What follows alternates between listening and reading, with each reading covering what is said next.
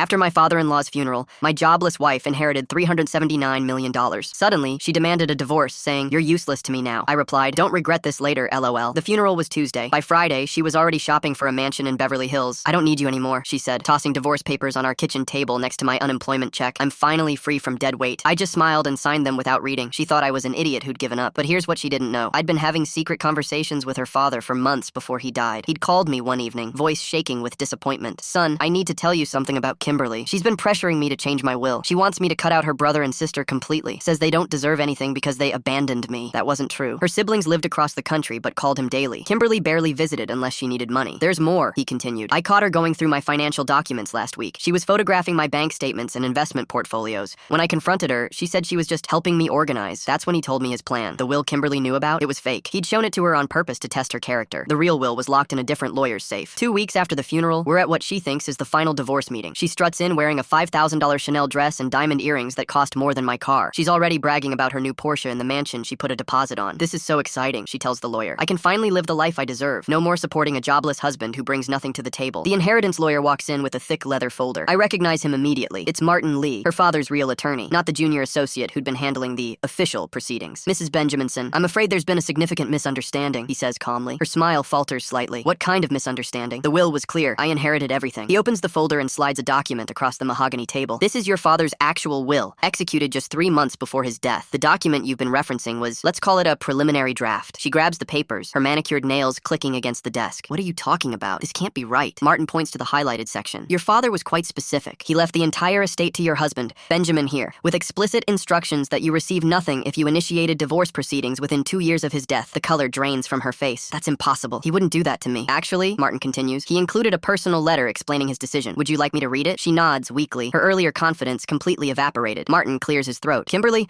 if you're hearing this, it means you chose money over family. I watched you manipulate and scheme thinking I was too old to notice. Benjamin showed me the respect and love you never did. He earned this inheritance through character, not blood." She sits in stunned silence as Martin explains the conditions. The $379 million she'd been spending in her mind for weeks, it was never hers. The mansion deposit, the Porsche lease, the shopping sprees, all purchased on credit she couldn't afford. "Furthermore," Martin adds, "your father instructed that if you contest this will, the entire estate goes to charity instead." She tries calling her siblings, hoping they'll help her fight it, but they'd already received their own letters from their father, explaining Kimberly's true nature and asking for their understanding. Within a month, she lost the mansion, had to return the Porsche, and moved back in with her mother. The credit card companies started calling daily. Meanwhile, I quietly used the inheritance to start a foundation in her father's name, helping families in financial crisis. The kind of thing he'd always wanted to do, but never had time for. Last week, she sent me a text. "I made a terrible mistake. Can we talk?" I replied, with the same words I'd said that day in our kitchen. "Don't regret this later, LOL. Some lessons cost more than others. Hers cost $379 million.